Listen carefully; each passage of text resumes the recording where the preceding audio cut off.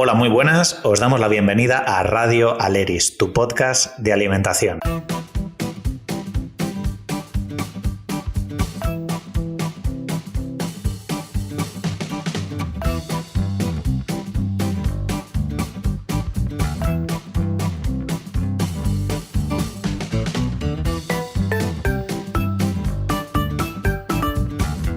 En Aleris somos profesionales con formaciones muy variadas, con una vocación especial por el mundo de la alimentación, la salud, la cocina y la divulgación. Y en nuestro equipo contamos con especialidades de casi todo lo que está inventado o por inventar, y tenemos en común que nos define la curiosidad por la nutrición y las ganas de compartir lo que hacemos, lo que estáis escuchando ahora mismo.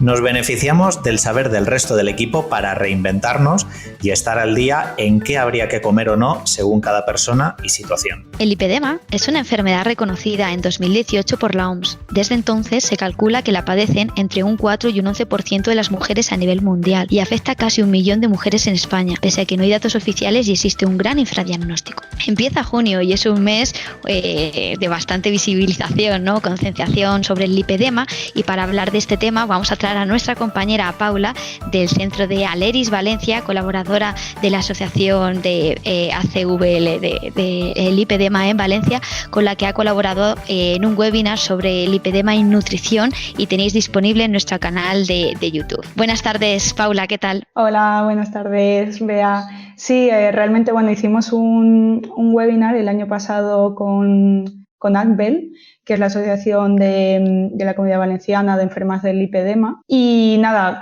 como decías, Bea, si entráis en YouTube y ponéis lipedema Aleris, os saldrá seguro. Entonces, ahí, aunque ahora hablaremos de varias cositas, ahí en ese webinar sí que empiezo a comentar un poco lo que es alimentación saludable para pacientes que tengan lipedema, y luego otras cosas un poco más específicas que comentaremos ahora. Genial, pues muchas gracias. Seguro que este webinar es de mucho interés para las personas, que tienen y padecen desgraciadamente esta enfermedad. Así que ahí lo tenéis para que le echéis un ojo si queréis complementar con este podcast, que estamos aquí para que tengáis esa información complementaria. Bueno, Paula, vamos a empezar un poquito, yo creo que desgranando la patología, y yo creo que el momento más importante, de cuando empezamos cuando tenemos un diagnóstico, es entender qué nos pasa. Entonces yo creo que es importante quizás empezar el podcast, el programa de hoy, con esta primera pregunta. Realmente, ¿qué es el lipedema? ¿Qué síntomas cursa? Realmente explícanos un poco en qué consiste esta patología para que la entendamos desde cero, ¿no? Sí, a ver, antes de contestarte, sí que decirte, remarcar lo que has comentado antes, que estamos en junio, que es el mes de visibilización y concienciación del lipedema. ¿Y por qué existe este mes? Realmente es porque, es una enfermedad que, aunque sí que está diagnosticada, como decías, desde 2018, realmente es muy desconocida, ¿vale? Entonces, hay muchas pacientes que o bien sí que buscan información y a lo mejor más o menos pueden conocer, lo que les puede pasar, pero se confunde, esto hablaremos más adelante, pero se confunde muchas veces con obesidad, a lo mejor, o sobrepeso, y eso llega a frustrar, a algunas pacientes. Entonces, por eso creo que sí que es importante tener este mes para dar esa visibilización al lipedema, que se conozca un poquito más, que se empiece a hablar, y por lo menos pues así a ver si podemos aumentar el nivel de diagnóstico. Y nada, ahora sí que respondiendo qué es el lipedema para aquellas personas que no lo conozcan. Nada, es una enfermedad que lo que cursa es con una acumulación de las células grasas, ¿vale? Pero es una acumulación patológica. Entonces, estas células aumentan tanto en el número como en su tamaño, y principalmente ocurre en las extremidades inferiores, ¿vale? Digo principalmente porque, también puede ocurrir en los brazos, pero normalmente es en piernas. Además, este aumento del volumen graso suele ocurrir más por encima de los tobillos. Además, se nota, ¿no? muy claramente en algunas pacientes, sobre todo si están en estadios un poco más avanzados, cómo tienen pues el pie de normal, ¿no? Por así decirlo, y luego a partir del tobillo pues sí que se ve ese ensanchamiento. Estamos hablando todo el rato de pacientes, mujeres, porque realmente afecta casi exclusivamente a mujeres. Es más, un 99%, incluso superior al 99% de los diagnósticos es en mujeres. Y ¿cómo comienza a manifestarse el lipedema? Pues realmente no se sabe muy bien por qué ocurre, ¿vale? Hay muchas teorías y que hay varias cositas que pueden influir, pero lo que sí que se ha visto es que normalmente se intensifica cuando hay algún cambio hormonal, ya sea desde que la mujer empieza, la edad de la pubertad, después de un embarazo, de la menopausia, o muchas veces también por la toma a largo plazo de anticonceptivos, sobre todo por este componente hormonal que puede afectar, ¿no? ¿Qué síntomas puede tener el lipedema? Lo principal es notar esta diferencia que decía antes de las extremidades inferiores, que hay como no es una morfología normal. Se nota mucho que hay mayor acumulación de grasas en las piernas comparándola con el tronco, por ejemplo. Y los síntomas que suelen tener son, sobre todo, cursa con un poco con dolor en las piernas, ¿vale? Pesadez. Luego también hay mayor inflamación. Algunas pacientes también pueden tener picores, que muchas veces llegan a ser molestos, hematomas, moretones, y también tienen como una hipersensibilidad al tacto. Estas serían de las principales síntomas que suelen tener las pacientes con lipedema. Bueno, pues bastante completo, ¿no? Ya estamos intentando entender un poquito más esta patología, ¿no? Esta alteración en la acumulación de esas células grasas y tener estos consejos, ¿no? De realmente de qué síntomas puede haber. Como dices, es una patología que muchas veces se confunde con obesidad, ¿no? Pues no tienes un exceso de peso y ya está, y el problema es que no comes bien y al final, ¿no? Como muchas veces aquí a los pacientes como que se les deja la pelota a ellos en muchos casos y a veces que no saben gestionar esta situación o incluso no están diagnosticados, ¿no? Y aquí puede ser ese gran problema del infradiagnóstico que tenemos con el lipedema. Realmente, Paula, ¿por qué se debe este infradiagnóstico? ¿Qué cosas nos pueden confundir? Ya hemos hablado del sobrepeso, de la obesidad. Es una patología, ¿no? Que estamos comentando, este mes, que obviamente queremos visibilizar, ¿no? Este junio, darle esa importancia que tiene a esta patología, pero también hablar de ese infradiagnóstico, ¿no? De por qué no se está diagnosticando adecuadamente esta enfermedad. Yo creo que por una parte es justamente el desconocimiento que se tiene de la enfermedad y una gran parte importante es que se confunde, ¿no? con el sobrepeso y la obesidad, porque muchas veces cuando una paciente igual va al médico, va al endocrino, por ejemplo, y comenta que está viendo que tiene una acumulación de grasa, pues se suele asociar a es obesidad. Y ya está.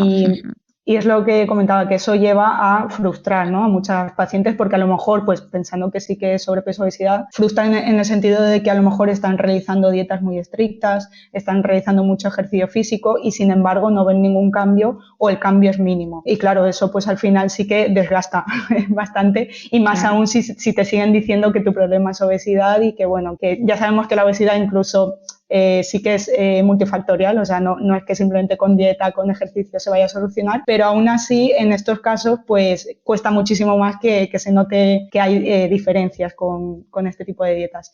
Y por otro lado, muchas veces cuando ya sí que se empieza a ver que el grado del lipedema es muy avanzado y se empieza a ver que, por ejemplo, las piernas ya sí que hay bastante acumulación de grasa, en esos casos muchas veces se confunde con linfedema. El linfedema es otra patología que en este caso es más un trastorno del sistema linfático, ¿vale? Entonces, en este caso realmente no es tanto la acumulación de grasa, aunque en un principio pueda parecerlo, sino que el volumen de las piernas aumenta más a expensas del líquido, ¿vale? Entonces, ¿qué diferencias o cómo podríamos saber a simple vista, ¿no? Si es un linfedema o si se trata de un lipedema, perdón? Pues, por un lado, el linfedema suele ser asimétrico. Esto quiere decir que igual lo tenemos en una pierna, pero en la otra no. Y además, lo que decía antes de que se nota mucho el lipedema, que hay una diferencia entre el diámetro desde el tobillo hasta el resto de la pierna, pues en el linfedema en este caso no pasaría, porque sí que suele afectar también al pie. Y luego también la piel, a diferencia del lipedema, que sobre todo cuando ya está en estadios más avanzados, la piel es más dura, suele tener también un poco de deformidades por los edemas que se forman. En este caso con linfedema la piel suele ser más depresible, eso quiere decir que cuando aprietas con el dedo pues se queda un poquito marcado. Entonces esto es lo que nos puede dar mayores pistas de saber si se trata de linfedema y no de un lipedema. Perdón. Nada, yo creo que es súper importante, Paula, muchísimas gracias porque ya tenemos clara esa diferenciación de no confundir lipedema con linfedema, que al final, claro, debido, ¿no? Pues pues esa alteración, esa inflamación que estamos encontrando, pues a veces no podemos o no se detecta realmente como se podía detectar. Y bueno, yo creo que con esta diferenciación clara, ¿no?, del lipedema al final es ese aumento de líquido y lipedema más a nivel de esa grasa, yo creo que ahora pues y esas características gráficas yo creo que es muy, muy interesante. Y una vez que ya entendemos la patología, hemos hablado de desgraciadamente este infradiagnóstico que lo que decimos, ¿no?, que yo creo que es una de las cosas que más categorizan este tipo de pacientes en consulta, ¿no?, de que muchas veces ni siquiera están diagnosticados y es como, jolín, es que intento cambiar, no puedo, es que me cuido un montón de alimentación. Y es que no todo depende de a veces de nosotros en ciertos aspectos, ¿no?, que esta patología obviamente te va a influir, pero sí que la alimentación juega un papel fundamental en estas patologías. Entonces, aunque obviamente no podamos curar ninguna enfermedad, sí que con la alimentación es un factor, ¿no?, que como decíamos, que va a ayudar a estos síntomas. Entonces, Paula, sí que creo que es importante, ¿no?, que reflejemos hoy como dietistas nutricionistas cómo podemos, ¿no?, ayudar a estos pacientes a mejorar su alimentación. ¿Qué evidencias hay de que la alimentación puede mejorar en este tipo de casos?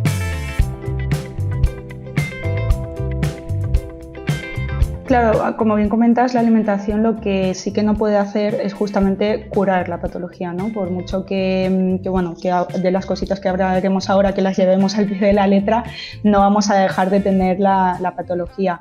Pero lo que sí que podemos hacer es mejorar los síntomas, sobre todo lo que comentaba de reducir el dolor, reducir la inflamación, sobre todo si son estadios un poco más tempranos, lo de la inflamación sí que es más fácil que disminuya. También vamos a mejorar la calidad de vida de las pacientes porque muchas veces esa pesadez de piernas les impide quizás hacer mayor actividad física o el mismo dolor incluso. Y por otra parte también podemos prevenir el sobrepeso o obesidad, porque aunque antes decía que no hay que confundirlo, ¿no?, el lipedema con el sobrepeso o la obesidad, sí que es verdad que es un factor predisponente, ¿no? Si una paciente ya tiene sobrepeso o obesidad, es más fácil se tienen que dar varias características, como decía antes, o cambios hormonales, pero es más fácil que sí que acaba teniendo lipedema. Además, si ya tenemos la propia acumulación de grasa a causa del lipedema y le sumamos la acumulación de grasa por la misma obesidad, pues claro, ahí el problema sí que será mayor. Entonces, si con la alimentación podemos quitar por lo menos ese peso, ¿no?, que venga no de la grasa del lipedema, sino del resto de grasa corporal, muchísimo mejor. Y nada, y por otra parte también podemos hacer, como decía, hay varios grados, ¿vale?, del lipedema. Hay mujeres que están en estadios un poquito más iniciales, ¿no?, que igual no tienen tantos síntomas, y sin embargo hay otras pacientes que tienen grados mayores y por tanto los síntomas son mayores. Entonces, lo que sí que podemos hacer con la alimentación es que esta enfermedad no vaya avanzando o que se avance, que sea lo más lenta posible. Entonces, esto sí que es importante también dejarlo claro cuando vamos a tratar a una paciente con lipedema, que sepa que va a mejorar los síntomas, pero que no va a dejar de tenerla, porque muchas veces si ve que por mucho que siga la alimentación en las pautas que le estemos entregando, sigue teniendo el lipedema, pues igual eso puede generar frustración o incluso sensación de culpa porque piensan que no lo están haciendo bien y que por eso no ven mayores resultados. Claro, al final es eso, hacerle entender al paciente de hasta dónde podemos llegar con la alimentación y que, ojo, se puede conseguir muchísimas cosas, pero bueno, que al final se trata de ir avanzando, cambiando hábitos, siempre todo lo hacemos de esta educación nutricional, pero bueno, pues siendo consciente, ¿no?, obviamente de que no podemos, pues eso, curar ninguna patología como estamos comentando. Y teniendo esto en cuenta, Paula, ¿qué consejos nutricionales o qué tipo de dietas específicas se podrían utilizar en este tipo de pacientes? Bien, en el webinar que comentábamos antes que realicé en colaboración con ACBEL, ahí empiezo hablando, sobre todo os decía que de alimentación saludable, porque es que es importante que sepamos primero de dónde partimos. O sea, si es una paciente que quizás tenga malos hábitos alimenticios, pues lo primero sería corregir esos malos hábitos, que tenga una alimentación saludable, y cuando ya tenemos eso cubierto, pues ya nos preocupamos de algo más específico para el lipedema. Entonces, para el lipedema realmente no hay una alimentación que se haya estudiado en concreto que vaya bien para todas las pacientes. Es más, muchas que nos estén escuchando y que tengan lipedema seguramente habrán buscado en internet porque Seguro. Es lo típico, ¿no?, que hacemos. y seguramente se habrán encontrado con varios tipos de dietas, ¿vale? No quiere decir que una sea mejor que la otra. Bueno, también habría que aquí dar matices, ¿no? Depende de lo que se encuentre, pero sí que es verdad que hay diferentes tipos de dietas que pueden ir bien para disminuir los síntomas, como decía antes, pero lo importante es sobre todo personalizarlo, ¿vale? Según el contexto de cada paciente, porque lo que queremos sobre todo desde consulta es que haya una mayor adherencia. No tiene sentido que yo le diga a una paciente que empiece, por ejemplo, una dieta cetogénica, que es algo más duro, ¿no? Y complicado de realizar, si a lo mejor pues viene y parte de una mala alimentación, ¿no? Pues simplemente mejoraremos, como decía al principio, sus pautas, su alimentación en general, y luego ya nos centraremos en otras cositas. Entonces, como decía, sobre todo centrarnos en el paciente, sus gustos, ¿vale? Y según eso, pues recomendarle una cosa u otra. De todas formas, ahí en el webinar comentaba que simplemente una dieta mediterránea saludable, importante lo de saludable, porque bueno, dietas mediterráneas hay muchas. Hay un poco de todo, sí. Entonces, simplemente eso sí que se ha visto que puede mejorar el perfil inflamatorio, ¿no? que acompaña con el lipedema. Luego también está la dieta antiinflamatoria, que por ejemplo es una que yo sí que suelo utilizar más con las pacientes, o realmente, mira, para serte sincera, yo suelo hacer como un popurrí, ¿no? de recomendaciones, y de todo esto saco lo que creo que sí que puede ayudar más a la paciente, o voy trabajando según objetivos y diciéndoles pues que vaya haciendo pequeños cambios. Entonces, ¿qué popurrí hago yo, no? Lo primero es aumentar el consumo de frutas y de verduras, ¿vale? Esto sí que suena más como típico, pero sí que es verdad que en estas pacientes es importante que mínimo la mitad de la alimentación sea a base de frutas, verduras, hortalizas, ¿vale? Por un lado, por los antioxidantes que tienen, ya sean cítricos, ya sean frutos rojos, verduras sobre todo de hoja verde, ¿no? Pero vamos, en general que haya variedad. Y por otro lado, porque bueno, también se ha visto que las dietas basadas en plantas, que simplemente es lo que decía, que tengamos en cuenta, ¿no? Este tipo de alimentos en la alimentación, se ha visto que va bien, ¿vale? Entonces, entre eso, luego reducir y a lo máximo posible el consumo de ultraprocesados, de azúcares, de harinas refinadas. Hay también más cositas que, por ejemplo, no sé si conoces, Bea, la dieta RAD. La he oído escuchar. ¿Realmente qué evidencia tiene este tipo de...? ¿La sueles aplicar o conceptos un poquito más generales? Sí, o sea, lo que digo, la dieta RAD viene de Rare Adiposity Disorders, que son una dieta que viene para desórdenes adiposos, ¿vale? Justamente no es que sea específica para lipedema, pero que bueno, que puede ir. Al final es una alteración, ¿no? del tejido adiposo que estamos comentando. Exacto, exacto.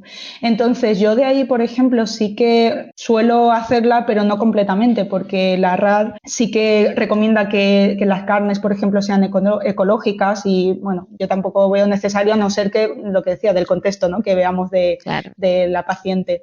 Pero sí que hay cositas que me gustan de ahí, por ejemplo, bueno, lo que ya he comentado de reducir azúcares. Luego también sí que suele ir bien el reducir la sal o el sodio dietético, aunque cuando hablamos de sal, yo no hablo tanto de la sal que utilizamos para cocinar, sino más bien de aquellos productos, ¿no? que son ricos en sal, ya sean snacks, embutidos, fiambres, pues todo esto sí que, o alimentos procesados, como decía antes, todo eso sí que es importante reducirlo. En la dieta RAD también se suele recomendar que se quite el gluten y los lácteos, ¿vale? Esto es algo que yo también no siempre lo utilizo, no siempre lo recomiendo, simplemente con cereales, por ejemplo, empiezo porque sean integrales y que sean de mejor calidad. Además, si pueden, en lugar de utilizar tantos cereales, si pueden cambiarlo por pseudocereales, o sea, aumentar el consumo de quinoa, de trigo sarraceno, mejor. Pero sí que es verdad que en algunas pacientes en concreto sí que les he quitado el gluten, sobre todo para ver si el componente antiinflamatorio pues mejora un poquito. Claro, en ese tipo de casos al final es como estás comentando, ¿no? Ver de dónde parte el paciente y dependiendo también de, pues eso, de llegar a un acuerdo con el paciente, qué cambios realmente podemos aplicar. No es que ahora todo el mundo que tenga lipedema tenga que quitar gluten y lácteos de primera, ¿no? Sino ir un poco viendo pues realmente la efectividad, ¿no? Pues oye, por probar si es un paciente que se puede jugar, ¿no? Con estos términos, pues quizás es una buena alternativa, ¿no, Paula? Sí, así es. Además, hablando de lácteos, realmente yo lo que sí que suelo recomendarle a las pacientes es que intenten incluir algún alimento fermentado.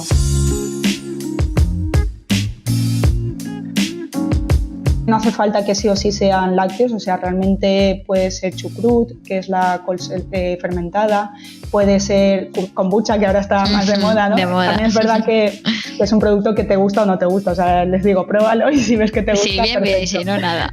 Exacto. Luego tenemos el tempeh, tenemos el miso, por ejemplo, pues estos son alimentos fermentados que no necesariamente son lácteos. Pero bueno, si la paciente sí que quiere consumir lácteos, pues le irá bien también introducir kéfir, aunque el kéfir también lo tenemos lácteo, tenemos el kéfir de agua, introducir yogures, ¿no? que sean naturales. Entonces esto sí que veo importante que esté en su día a día. Luego hay pequeñas cositas que, como decía, no es lo principal, pero que sí que puede ayudar un poquito. Es, por ejemplo, la utilización de algunos condimentos como el jengibre o como la cúrcuma con pimienta. Esto de la cúrcuma con pimienta es simplemente porque la pimienta ayuda a la activación o a la asimilación de la cúrcuma. Y más que nada es porque, bueno, si te gusta el sabor y tiene este componente antiinflamatorio, pues bueno, si te va a ayudar, bien. Pues dos en uno, ¿no? Dos en uno. Condimentamos el plato encima, está mucho más rico y además sí que la cúrcuma tiene ese efecto antiinflamatorio, lo combinamos con esa pimienta y además potenciamos su efecto, ¿no? O sea que por esa parte es súper interesante. Así es. ¿Algún consejito más, Paula, que nos quieras indicar que sea importante tener este tipo de pacientes importantes, ¿no? ¿Algunos otros consejos? Bueno, ahora estábamos hablando principalmente de alimentación porque, bueno, al fin y al cabo somos dietistas nutricionistas. Exacto. Pero sí que es importante no descuidar la actividad física, ¿vale? Porque el sedentarismo o la inactividad pues también pueden empeorar los síntomas del lipedema. Entonces, ¿qué ejercicio realizar? Realmente yo suelo decir que, bueno, el que le motive a la paciente, el que vea que o ya está realizando, pero que lo tenga en su día a día, ¿no? Además, aquí sí que es importante también separar no solo lo que es ejercicio físico, sino también la actividad, ¿no? El mantenernos activa, de intentar ir andando a los sitios, coger la bici, subir escaleras. Lo que sí que, o sea, esto sí que dejo que hablen más profesionales de la actividad física, pero simplemente comentar que lo que sí que está desaconsejado es que se realicen deportes de impacto, ¿vale? Tipo correr, saltar, todo lo que sea impacto para la pierna, mejor que eso no se realice. Pero luego, ya sean ejercicios de fuerza, luego sí que algunos suelen recomendar deportes en agua, pero vamos, lo que te motive.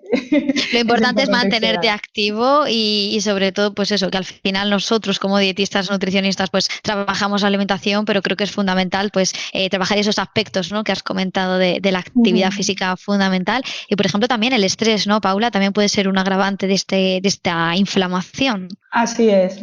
El estrés es, bueno, gran importante, gestionarlo más que nada. Y bueno, sí que recomiendo que se cuente con un profesional de la psicología porque por mucho que intentemos por nuestra cuenta gestionar el estrés, pues es algo muy complicado y bueno, si no tenemos esa ayuda muchas veces no es muy, muy difícil. Y nada, más cositas así que normalmente suelen ir bien para las pacientes con lipedemas, pues normalmente el médico, ¿no? que le haya diagnosticado suelen recomendar que utilicen medidas de comprensión linfáticas. Luego, por ejemplo, hacerse masajes o drenajes linfáticos también puede ayudar un poquito a la eliminación, aunque sea de forma un poco superficial, porque como digo, no es que te lo vayan a curar. Pero aquí sí contamos con un fisioterapeuta que sea especialista en lipedema o que por lo menos conozca la patología muchísimo mejor. Y luego también está ya para estadios más avanzados o sobre todo si la paciente lo desea, porque no es algo que se tenga que hacer sí o sí, pero bueno, que hay pacientes que sí que les va bien el tratamiento quirúrgico, ¿vale? Que es una liposucción, que también hay algunos cirujanos ya especialistas que suelen hacer operaciones para el lipedema. Y en este caso, pues sí que se elimina gran parte de la grasa del lipedema, pero también que las pacientes sepan que no es algo que les va a durar toda la vida, ¿vale? Normalmente hay pacientes que igual vuelven a tener síntomas de lipedema a lo mejor a los 5 años, hay otras pacientes que a los 10 años, pero sabiendo que ya tienen ese componente que les ha generado el tener el lipedema, es muy probable que más adelante lo tengan, o muchas veces si se operan, por ejemplo, de piernas, puede ser que después de la operación les aparezcan en brazos, ¿vale? Pero bueno, sí que con la cirugía lo que mejoran sobre todo es síntomas y la inflamación de ese momento, aunque dure unos cuantos años, pero ya digo que hay muchas pacientes que igual sí que les les viene bien. Pues nada, genial, Paula, por todos estos consejos. Obviamente la nutrición hemos dicho que es la parte fundamental, pero siempre hay que trabajar con ese equipo multidisciplinar, con profesionales del deporte, con profesionales, ¿no?, de la psicología, que seguro que ayudan un montón a esa parte de la gestión de estrés, porque hemos dicho que son patologías que a veces tienen un componente emocional muy fuerte, esa frustración que decíamos al principio del programa, y todas estos consejos, ¿no?, que también van ligados un poco de parte del médico. Pues nada, Paula, muchísimas gracias, ha sido un placer charlar contigo y bueno, nos vemos en el próximo programa. Para lo que necesitéis ya sabéis que podéis contar con nosotros, podéis enviarnos todas vuestras preguntas a el Centro Aleris, www.centroaleris.com, o buscar Centro Aleris en Facebook, Instagram o Twitter, y ahí os estaremos esperando. Y por supuesto, si queréis hacer cualquier intervención, podéis mandarlo un audio directamente por WhatsApp, más cómodo imposible, al 911 37 38 42. Repito, 911 37 38 42. Muchas gracias por escucharnos y escoger Aleris para aprender sobre nutrición. Muchas gracias y nos vemos en el próximo episodio. Muchas gracias, Bea. Nos vemos en la siguiente.